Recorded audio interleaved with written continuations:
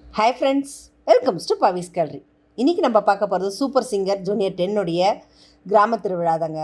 அதில் அடுத்ததாக நம்ம பார்க்க போகிற கண்டஸ்டன்ட் நிஜமாகவே ஒரு சூப்பரான கண்டஸ்டன்ட். உலகம் ஃபுல்லாக இவங்க மேலே இருக்கிற பார்வை இருக்குது அப்படின்ட்டு தான்.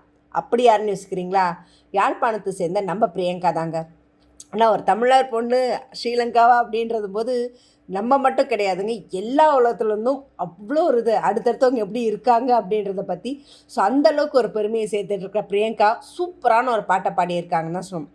ஏன்னா இந்த பாட்டு என்னென்னா, நம்ம ஜானகி அம்மாவும் மலேசியா வாசுதேவன் அவரும் சேர்ந்து பாடின பாட்டு, செம சூப்பரான பாட்டு.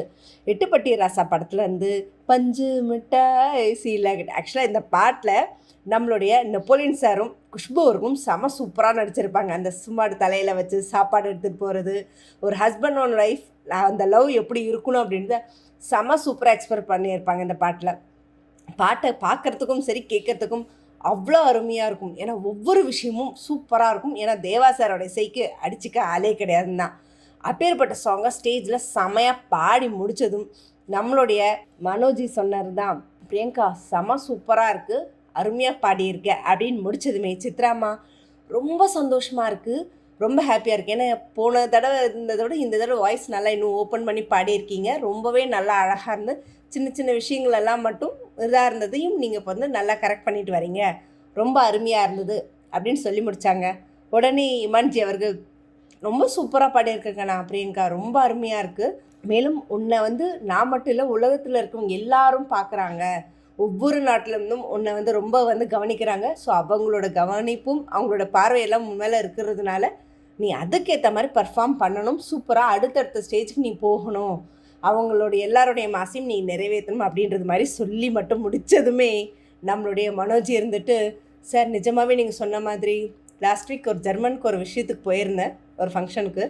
அங்கே கிட்டத்தட்ட ஒரு 15-20 பேர் கேட்டது, நம்ம பிரியங்கா எப்படிங்க இருக்குது, பெர்ஃபார்மன்ஸ் நல்லா இம்ப்ரூவ்மெண்ட் வந்துட்டுருக்கா, நிஜமாகவே ஒரு உன்னுடைய இனத்துக்கான பெருமையை நீ சேர்க்கணுன்றத ரொம்ப எதிர்பார்ப்போடு இருக்காங்க, ஸோ அதை நீ எந்த காரணத்துக்குன்னும் மிஸ் பண்ணிடக்கூடாது அப்படின்னு சொல்லிட்டு சொல்லி முடித்தாங்க. நம்மளோட சீஃப் கெஸ்ட்டை வந்து அனிதா குப்புசாமி ஒரு விஷயம் கேள்வி கேட்டாங்க, உனக்கு பாட்டு பாடுறத தவிர்த்து மைண்ட் ரீடிங்கான ஒரு விஷயம் இருக்காமே அப்படின்னு.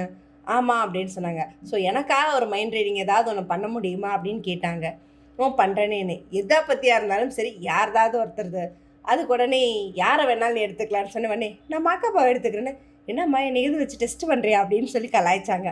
சரி ஒரு பேப்பரும் பெண்ணும் கொடுங்க அப்படின்னு, என்ன எக்ஸாமுக்கு இதை எழுத போறியா அப்படின்னு சொல்லிட்டு மாக்காப்பா இரு நின்று கால் வலிக்குது நான் கீழே உட்காந்துக்கிறேன்னு சொல்லிட்டு கீழே உட்காந்து, ஸோ அவங்க மைண்டில் ஒரு விதமான கால்குலேஷனை போட்டு கடைசியான ஆன்சர், நீங்கள் கடைசியாக வந்த ஆன்சர் ரொம்ப சின்ன நம்பர் ஆச்சுன்னு. ஆமாம் அப்படின்னு, 3 தானே அப்படின்னு.